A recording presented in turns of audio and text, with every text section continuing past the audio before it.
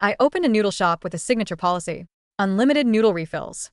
My original intention was simply to provide a warm, filling meal for those struggling in poverty. But one day, a woman came in with her 6 children. They ordered just a single bowl, but shamelessly demanded 18 refills, treating my restaurant like their own personal kitchen. I tried to reason with her politely. She filmed a video accusing me of being a greedy, heartless merchant and incited the internet to cyberbully me. The very next day, a group of thugs swarmed my shop. They ordered one bowl and occupied the tables all day. When I went to confront them, they beat me to death right there. When I opened my eyes again, I had returned to the exact moment that woman walked in, with her 6 children. This time, I walked up to greet them with a smile. "Hey, boss. Give me the cheapest bowl of plain broth noodles you got." Standing at the entrance was a woman wearing clothes so faded they looked like they'd been washed with sandpaper. Behind her trailed 6 kids, looking like stick figures made of skin and bone. The ringleader was Brenda. On TikTok, she ran an account called Brenda's Hustle. Mom of 6. Looking at her familiar skanky face, my brain instantly replayed the memory of my own death. The sound of boots hitting my ribs, the taste of blood in my throat. She's the bitch who got me killed. In my last life, my diner is smack in the middle of the Rust Belt, the old district. My customers are mostly blue-collar stiffs, breaking their backs for minimum wage, and lonely old folks waiting to die. I wanted to do something good, give them a full gut for cheap. So I made a rule: $10 for a bowl of plain noodles, infinite refills until you puke. I don't care. Just don't go hungry. For a year, I made peanuts for profit, but I earned respect on the block. Until Brenda showed up in my past life. She brought her litter of 6 kids and ordered one bowl. She refilled that single bowl 18 damn times. She asked for fresh soup stock 5 times. When I gently told her, "Ma'am, this is a small business. The infinite refill is meant to help people who are really struggling, not for one bowl to feed 7 people. She flipped the script instantly. She whipped out her iPhone, newer than mine, and started recording. "Look at this, guys. This shady-ass diner says unlimited noodles on the sign. But now that my starving kids want to eat, she's giving me attitude," she screamed. Spit flying. "You think because I'm a single mom with kids I'm easy to bully? Ain't poor people human? Do we deserve to be humiliated by capitalists like you?" Tears streamed down her face. On cue, the 6 kids, trained like circus animals, started wailing. That video broke the internet. Overnight, I went from neighborhood hero to the scum of the earth. My Yelp page was nuked with thousands of 1-star reviews. My phone didn't stop ringing. Death threats, insults, people telling me to rot. The next day, a gang of local thugs blocked my door. They ordered one bowl each and sat there all day, scaring off actual customers. When any cops showed up, they played innocent. The second the cops left, they were back on their bullshit. I couldn't take it anymore. I went up to argue. They pushed me down. Then came the kicks, the stomps. As my consciousness faded into the black, the last thing I heard was their mockery. "Damn, just a noodle flipper thinking she can mess with our influencer. Bitch had a death wish." Turns out Brenda wasn't just poor. She was a manufactured influencer. A fraud. And I was just the sacrificial lamb she slaughtered for traffic. I blinked, I was back. Brenda was standing at the door with her 6 skinny kids. Since God gave me a second round, I swear on my life I'm going to make this leech regret. The day she crawled out of the gutter, I forced the muscles in my face into a beaming, welcoming smile. "You made it. Come on in. Bring the babies. Grab a seat." My enthusiasm hit Brenda like a truck. She froze. She clearly had a dozen scripts ready for when I gave her a dirty look. Scripts? Designed to maximize her victimhood and boost her views. She never expected the red carpet treatment. Boss. Hey, don't mention it. Customers are family." I cut her off quickly, shoving 2 tables together to make a banquet setup. I poured 7 glasses of hot water. "The kids look frozen. Drink up.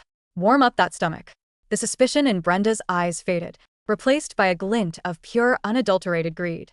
She probably thought I was just another brain-dead do-gooder. An easy mark. She cleared her throat, starting her routine. "Boss, we're tight on cash. We just want one bowl of the plain noodles." She dug around in her pocket for an agonizing minute, pulling out a fistful of crumpled bills. "Exactly $10. I took the money with a grin. "You got it. One plain bowl coming right up." I turned to the kitchen, but instead of boiling water, immediately I went to the back office. I adjusted the security cameras, tweaking the angle until Brenda's table was in crystal clear 4K resolution. Then I cooked the noodles. Here we go. Hot and fresh. Eat up. Brenda grabbed the chopsticks immediately. Under the starving gaze of the 6 kids, She inhaled the entire bowl herself in about 30 seconds. Boss, refill. Brenda licked her grease-stained lips and shouted, with entitlement coming. I didn't hesitate. I refilled it instantly. Then the second refill. The third, the fourth. I kept smiling. My service was impeccable. I was moving like a machine. Brenda got bolder. Her demands for refills got louder. She even set up her phone on a tripod, openly filming. Watching her, I chuckled internally. This woman is a special kind of evil. She's waiting for my patience to snap. She wants me to sigh, roll my eyes, or tell her to leave. That the money shot, she needs to cry. Victim. Too bad, honey. I'm not giving you shit.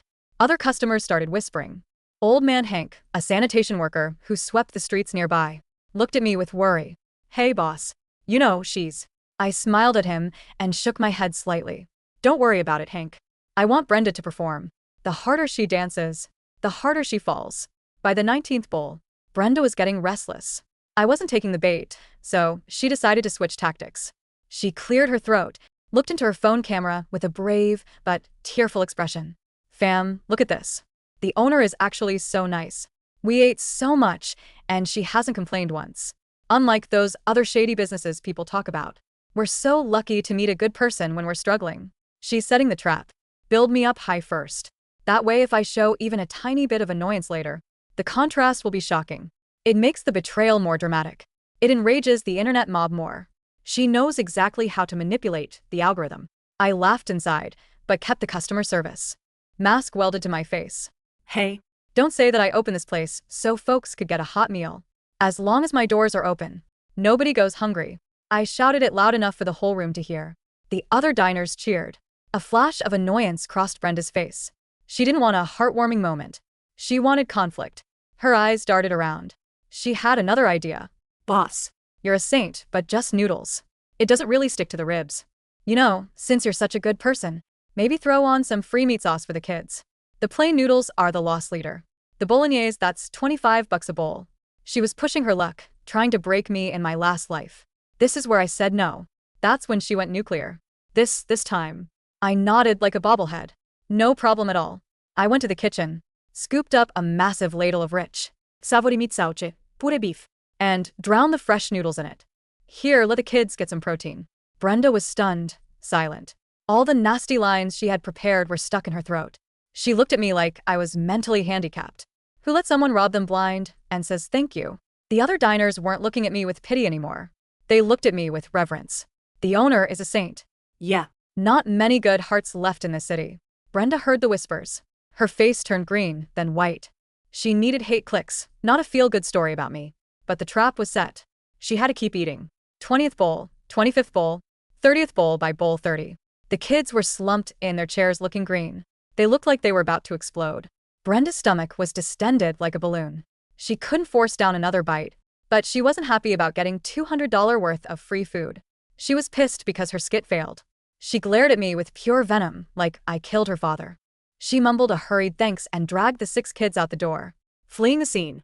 I stood in the doorway, watching her waddle away and rubbed my stiff cheeks. You think this is over, Brenda? Oh, no, honey. The show is just starting.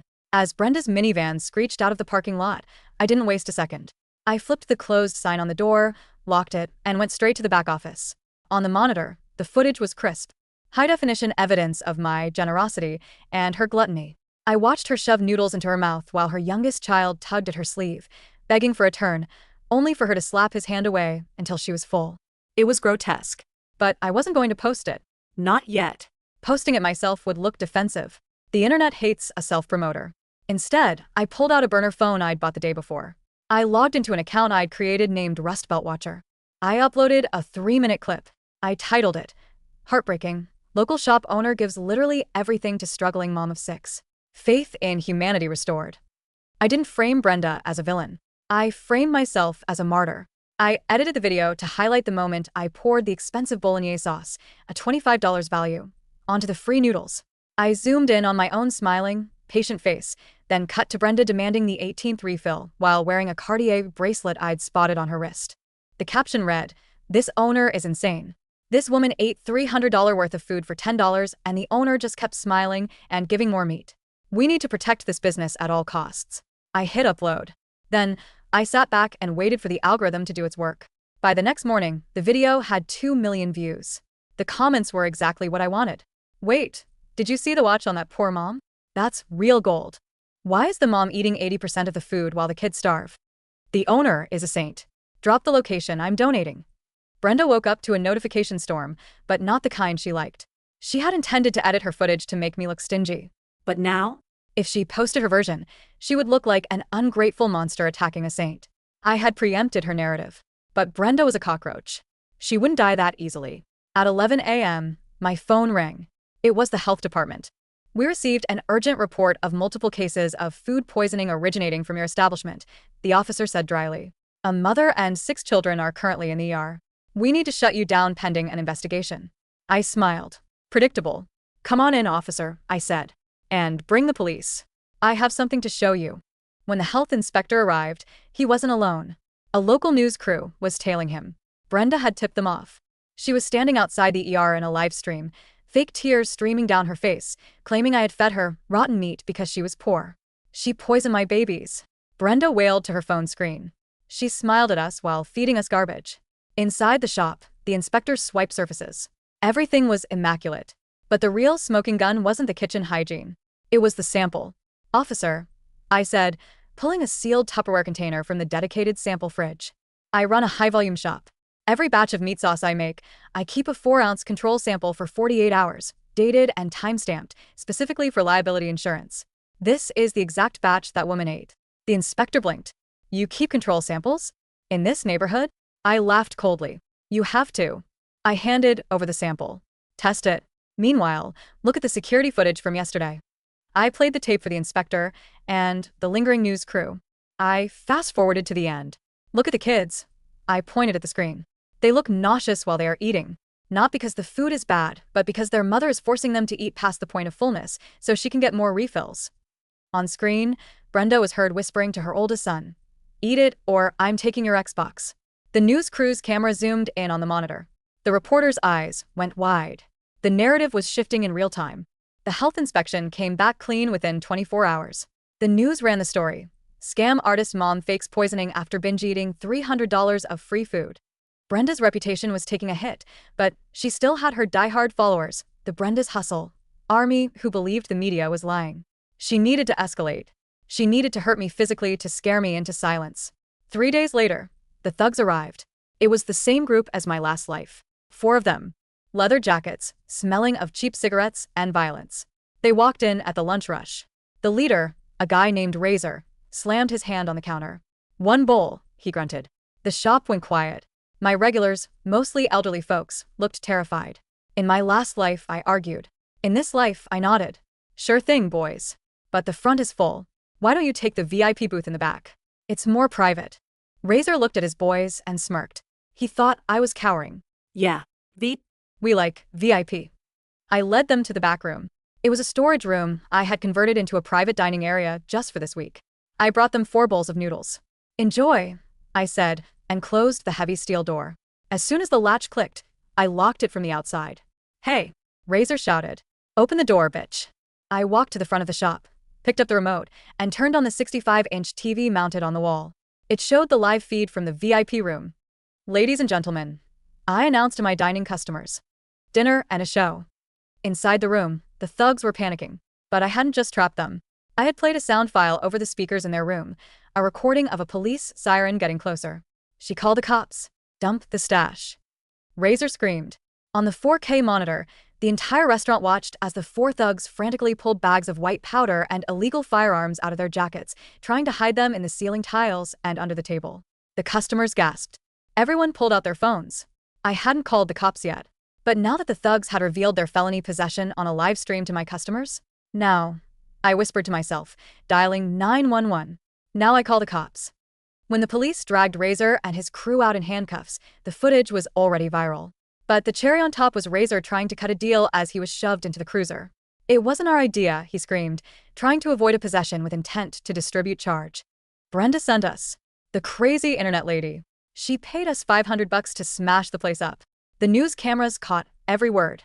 Brenda wasn't just a scammer anymore. She was a co-conspirator in a criminal enterprise involving narcotics and intimidation. I sat on the curb, sipping a cold soda, watching the blue lights flash. My phone buzzed. A DM on Instagram from Brenda's Hustle. You think you won? You don't know who I know. Watch your back. I typed back. I don't need to watch my back, Brenda. You need to watch your front door. CPS is on their way. Brenda didn't go to jail immediately. The legal system is slow, but the court of public opinion is fast. She was losing followers by the thousands. Desperate, she announced a Truth All live stream. She promised to expose my dark past and prove I manipulated the footage. She set up the stream in her chaotic living room. She looked disheveled, manic. She's a witch. Brenda screamed at the camera. She edited the tapes. She hired actors to play thugs. I was watching from my shop. But I wasn't just watching. I was ready to join. I sent a request to join live. The chat went wild. Accept it, Brenda. Let her speak. Scared?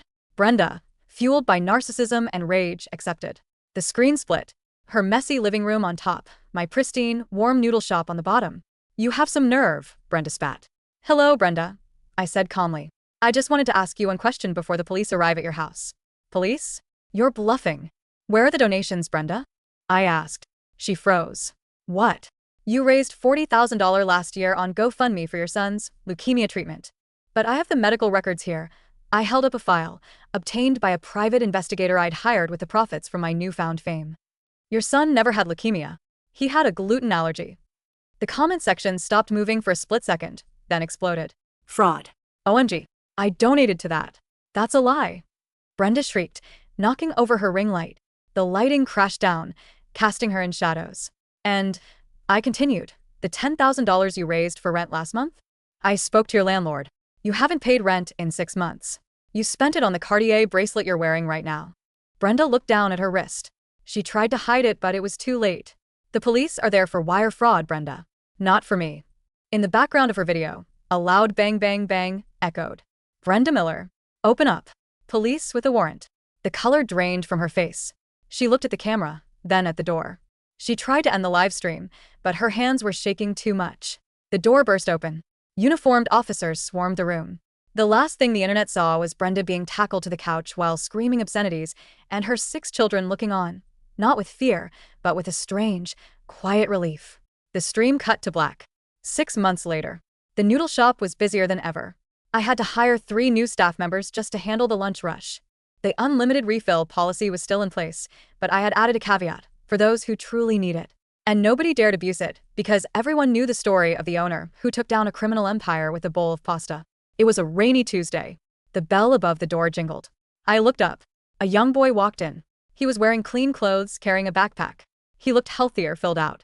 It was Marcus, Brenda's oldest son. The shop went quiet. He walked up to the counter, looking nervous. He dug into his pocket and pulled out a crumpled $10 bill. "1 bowl, please," he whispered. No refills. I can pay this time." I looked at the money. Then I looked at the kid. He was living with his aunt now. Brenda was serving 5 to 10 for fraud and child endangerment. I pushed the money back to him. Keep it, kid, I said. But the policy is for people who are hungry, I said, grabbing a bowl. But for you? Your family. I turned to the kitchen. Hank. 1 super deluxe beef bowl. Extra meat on the house. I turned back to Marcus. Sit down. Warm up. As he sat down and took that first bite, steam rising into his face, I saw a genuine smile for the first time. Not a performance. Not for a camera. Just a kid enjoying a hot meal. I wiped the counter, satisfied. The ghosts of my past life were gone. The ribs didn't hurt anymore. The blood was gone from my throat. All that was left was the smell of broth, the sound of rain, and the quiet victory of a second chance done right.